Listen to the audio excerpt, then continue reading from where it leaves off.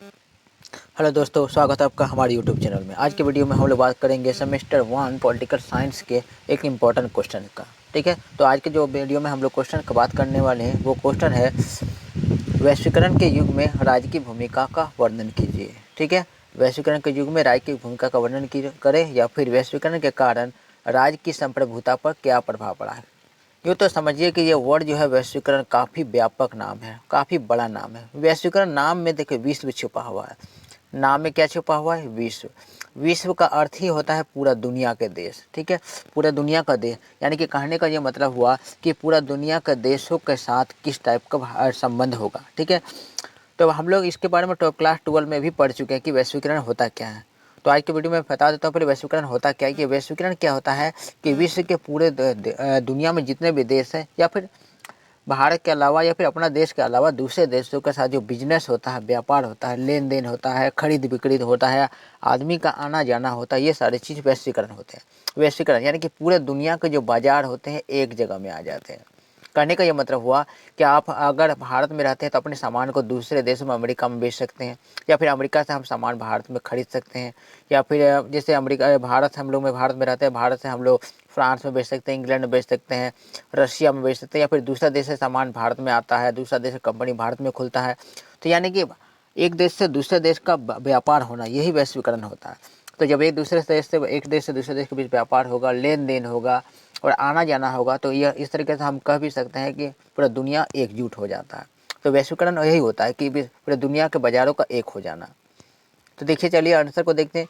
वैश्वीकरण वैश्वीकरण वह प्रक्रिया है जिसमें पूरे दुनिया के बाजार का एकीकरण होता है। ये हम पहले बता चुके हैं कि पूरे दुनिया का बाजार एकीकरण हो जाता है, यानी कि हर बाजार में वस्तु का खरीद बिक्री का छूट होता है। दुनिया के विभिन्न देशों के बीच व्यापार, आवागमन और सांस्कृतिक आदान प्रदान होता है। ये समझिए कि वह सांस्कृतिक आदान प्रदान, जब लोग एक देश से दूसरे देश में आने जाना करने लगेंगे तो उसमें सांस्कृतिक आदान प्रदान भी होगा, लोगों के बीच बातचीत होगी, रहन सहन के तौर तरीके के बारे में पता चलेगा, तो ये तो सांस्कृतिक आदान प्रदान भी हो गया। ठीक है, वैश्वीकरण वह तरीका होता है जिससे दुनिया अधिक से अधिक जुड़ता जा रही है। ठीक है, पूरा दुनिया अगर जब एक देश दूसरे देश आना जाना रहेगा तो जुड़ने लगेंगे देश दूसरे देश से। देश दूर दूर से एक दूसरे से जुड़ रहे हैं, देश जो है एक दूसरे से जुड़ रहे हैं, वे एक दूसरे पर अधिक निर्भर हो रहे हैं, एक दूसरे पर निर्भर कर रहे हैं, यानी कि एक देश दूसरे पर निर्भर कर रहे हैं सामान का लेन देन को लेकर। ठीक है, और पूंजी, लोगों, वस्तुओं का प्रवाह बढ़ रहा है, लोगों का प्रवाह हो रहा है, आना जाना, पूंजी का प्रवाह हो रहा है। ठीक है, ये सारी चीज़ होता है, आना जाना हो रहा है। ठीक है, तो व्यापार हो रहा है तो वस्तु का लेन देन तो होगा ही। ठीक है, हाल के दिनों में वैश्वीकरण तेजी से बढ़ रहा है, जिससे लोगों, वस्तु और सूचनाओं का प्रभाव बढ़ रहा है। हालांकि वैश्वीकरण की प्रक्रिया पूरे इतिहास से देखा जा सकता है, यानी कि ये वैश्वीकरण जो शब्द है, जो दूसरे देशों से व्यापार करना, ये कोई नया वर्ड नहीं है, इतिहास के समय से ही आ रहा है। हम लोगों ने सुना होगा कि हड़प्पा सभ्यता के समय में मेसोपोटामिया का साथ बिजनेस होता था, है ना। तो यानी कि एक देश से दूसरे देश के विदेशी विदेशी आक्रमणकारी भारत आते थे। इंग्लैंड क्या करते थे, अंग्रेज लोग भारत के नील का खेती करवाते थे और नील को अपने देश के बाजार में बेचते थे। यानी कि एक देश से दूसरे देश के बाजार में आना जाना इतिहास में भी होता था। इसमें देखिए कि राष्ट्र राज्य क्या होता है। वैश्वीकरण तो बात कर चुके हैं, उसके बाद राष्ट्र राज्य क्या होता है। देखिए, एक राष्ट्र राज्य एक कानूनी और संवैधानिक अवधारणा है। देखिए, कानूनी तौर पर संगठित जगह को बोलते हैं राज्य। राज्य तो हम लोग जानते हैं। देखिए, कानूनी अर्थों में राष्ट्र राज्य एक ऐसी इकाई है जिसमें अधिकांश नागरिक समान राष्ट्रीय संस्कृति और पहचान साझा करते हैं। एक जगह के आदमी जो होता है, संस्कृति एक जैसा होता है, एक जैसा पहचान होता है। ठीक है, तो वो होता है राष्ट्र राज्य। एक राष्ट्र को एक विशेष क्षेत्रीय क्षेत्र में रहने वाले समान भाषा, इतिहास, संस्कृति से एकजुट लोगों के समुदाय के रूप में परिभाषित किया जा सकता है। यानी कि एक भौगोलिक क्षेत्र में रहने वाले लोग होते हैं, हो सकता है उनके सांस्कृतिक मेल जोल है, भाषा में थोड़ा भिन्नता हो सकती है, लेकिन लगभग वह सभी लोग, उस क्षेत्र के लोग भाषा को समझते हैं। ठीक है, तो वो राष्ट्र राज्य कहलाता है। आगे हम लोग बात करने वाले कि राज्य और वैश्वीकरण में क्या संबंध होता है। ठीक है, वैश्वीकरण तो होता है, वैश्वीकरण हम बात कर चुके हैं, दूसरे देश को तो व्यापार करना, और राज्य तो होता है एक भौगोलिक क्षेत्र जिसके अंदर में बहुत सारे लोग रहते हैं, समान सांस्कृतिक एकजुटता होता है। ठीक है, तो वैश्वीकरण के युग में राष्ट्र, राज्यों और गैर राज्य अभिनेताओं द्वारा उत्पन्न बाहरी खतरों से अपनी सीमाओं की रक्षा करना कठिन होता जा रहा है। कई बार होता क्या, वैश्वीकरण के समय में गैर राज्य अभिनेता मतलब दूसरे जो अपने राज्य का नहीं है, दूसरे राज्य के जो नेता लोग होते हैं वो लोग कई बार क्या कहते हैं, किसी भी राज्य को बदनामी करते थे तो वो उसके सीमा को खतरा हो जाता है। जब बदनामी करने लगते कोई बुरे बात बोल देते हैं या फिर उसके किसी तरह का नेगेटिव बात बोल देते हैं, ठीक है, जो राज्यों के बीच जगह में सक्रिय है, जैसे कि अंतर्राष्ट्रीय आतंकवादी कभी होता है ना, आतंकवादी सुनिए, आतंकवादी क्या करता है, किसी भी देश को बदनाम करने की कोशिश में लगे रहते हैं। वैश्विक वित्तीय प्रणाली की गतिशीलता के सामने राष्ट्र राज्य भी स्वयं को अपेक्षाकृत सकते हीन पा सकते हैं। ये वैश्विक वित्त यानी कि पूरा जब पूरा दुनिया का जब बात होगा, उस पूरा दुनिया का जब व्यापार का बात होगा, उस जगह में राज्य अपने आप को शक्तिहीन पाता है। लगता है कि राज्य का कोई अस्तित्व ही नहीं है, ठीक है। आश्चर्य की बात नहीं है, कई जानकार टिप्पणीकारों का तर्क है कि वैश्वीकरण के व्यापक प्रभाव के कारण वेस्टफेलियन युग का पतन हो गया है। यानी कि कई जानकार ये भी बताते हैं कि जिस तरह से वैश्वीकरण बढ़ रहा है, पूरे दुनिया का बाजार का जैसा प्रभाव किसी राज्य में पड़ रहा है, तो उससे राज्य सरकार का जो है थोड़ा सा पावर घट रहा है, ठीक है। मैंने लग रहा है कि राज्य का पावर कम हो रहा है, खत्म हो रहा है, पतन हो रहा है, ठीक है। अब देखिए वैश्वीकरण का यहाँ लिखा, वैश्वीकरण का राज्य की संप्रभुता पर प्रभाव। राज्य की संप्रभुता पर क्या प्रभाव पड़ता है वैश्वीकरण का? अधिकांश विद्वान इस बात पर सहमत है कि राष्ट्र राज्य का दौर समाप्त नहीं हुआ है। बहुत सारे लोग ये भी मानते हैं कि राज्य का दौर खत्म नहीं हुआ, राज्य का दबदबा है, लेकिन अभी तो 19वीं शताब्दी में गौरव के शिखर पर पहुंचने के पश्चात 20वीं शताब्दी के अंतिम में कमजोर होने लगी। 19वीं शताब्दी में राज्यों का दबदबा बहुत ज़्यादा था, लेकिन जैसे 20वीं शताब्दी आने लगे, राज्यों का दबदबा कम होने लगा, दुनिया का बाजार का दबदबा बढ़ने लगा। राज्य अंतर्राष्ट्रीय क्षेत्र में अब भी सर्वाधिक महत्वपूर्ण भूमिका का निर्वहन कर रहा है। किसी बहुत सारे फील्ड ऐसे भी है जिसमें अंतर्राष्ट्रीय बाजार में राज्य का भी दबदबा है और अपनी स्वायत्ता बनाए हुए हैं, ठीक है। आगे देखिए,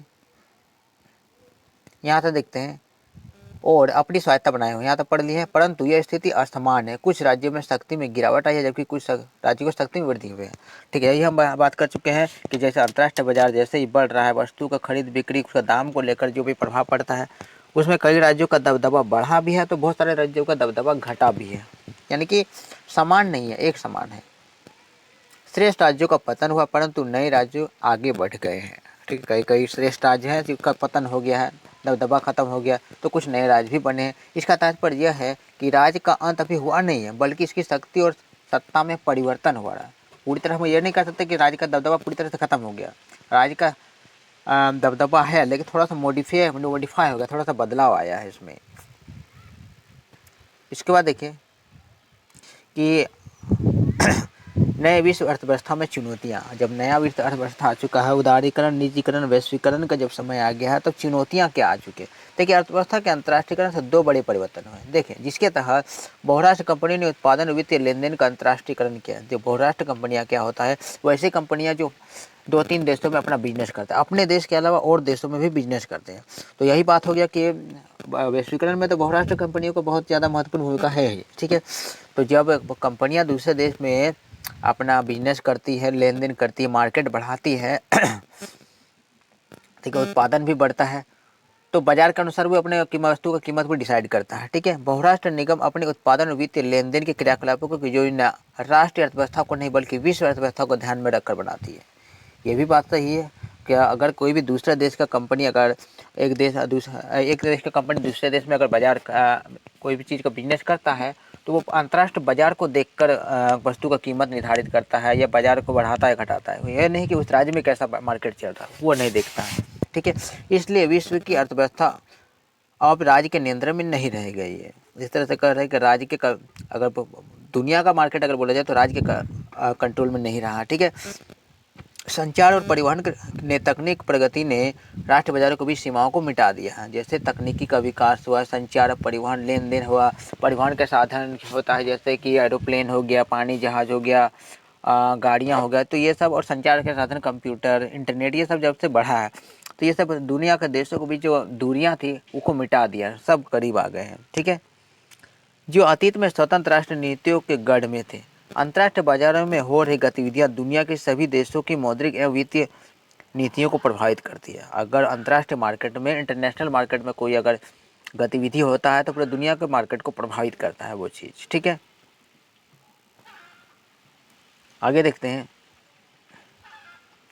आगे कह रहा है यहाँ पे, इसलिए राज्य के भीतर आंतरिक नीति निर्धारण, निवेश, रोजगार, राजस्व अवसर, अवरोध कंपनी की गतिविधियां एवं विश्व अर्थव्यवस्था में परिवर्तन से प्रभावित हो रहा है। इस तरह से कह रहा है कि एक देश में निवेश कितना हो रहा है, कितना रोजगार मिल रहा है, कितना देश का आय हो रहा है, ये अंतर्राष्ट्रीय इंटरनेशनल मार्केट को देखकर ही डिसाइड हो रहा है अभी के समय में। ठीक है, आगे देखिए, अंतर्राष्ट्रीय, यहाँ लिखा हुआ अंतर्राष्ट्रीय कानून से चुनौतियाँ। अब कुछ चुनौतियाँ ये भी अंतर्राष्ट्रीय कानून से। देखिए, अंतर्राष्ट्रीय कानून में बदलाव ने नियमों, अधिकारों और कर्तव्यों के नए रूपों को पेश किया है। इंटरनेशनल बाजार जो नियम बने हैं पूरे से सभी देशों को मान्य है, उसने बहुत सारा प्रभाव डाला है। तो कैसे कि जो राज्यों पर दबाव की तरह कार्य कर रहे, ये किसी भी बलशाली शक्ति द्वारा निर्मित समर्थित नहीं है, फिर भी राज्यों के लिए इनका पालन करना जरूरी है, क्योंकि ये जो नियम होते हैं अंतर्राष्ट्रीय बाजार को देखकर बनाए जाते हैं। अब बाजार को देखकर, और ये तानाशाही भी नहीं कर सकते, लेकिन सभी देशों को मानना होगा, क्योंकि बाजार के अनुसार चलना है, अपने बाजार को अपने अनुसार चलाना है, तो उसको मानना ही पड़ेगा। ठीक है, परंपरागत रूप से राज्य की संप्रभुता में एक नियम निहित रहा है कि व्यक्तियों और राज्य एजेंसियों को यह छूट होना चाहिए कि किसी अन्य देश के न्यायालय में उन पर मुकदमा न किया जा सके। ठीक है, शुरू से ये बात रहा है कि क्या चीज़, देखो, परंपरागत रूप से राज्य की संप्रभुता में एक नियम निहित रहा है कि व्यक्तियों और राज्य एजेंसियों को यह छूट होना चाहिए किसी अन्य देश के न्यायालय में उन पर मुकदमा ना हो। किसी दूसरे देश के कोर्ट में एक देश के नागरिकों पर या फिर किसी बिजनेस पर मुकदमा नहीं होने का पर शुरू से ये चीज़ रहा है, लेकिन अभी ये चीज़ बदल गया है। अभी के समय में क्या हो रहा है कि अगर भारत के आदमी पर अमेरिका के कोर्ट में भी केस हो सकता है, और उस पर धोखाधड़ी या फिर कोई भी व्यापारिक लेकर मामला को लेकर केस कर सकते हैं। ठीक है, हालांकि हाल के वर्षों में इन नियमों पर अंतर्राष्ट्रीय न्यायालय में सवाल उठाए जा रहे हैं। ठीक है, तो ये रहा दोस्तों आज के क्वेश्चन हम लोगों ने के लिए कि वैश्वीकरण और राज्य का क्या प्रभाव है एक दूसरे पर। मिलते हैं हम लोग नेक्स्ट वीडियो में।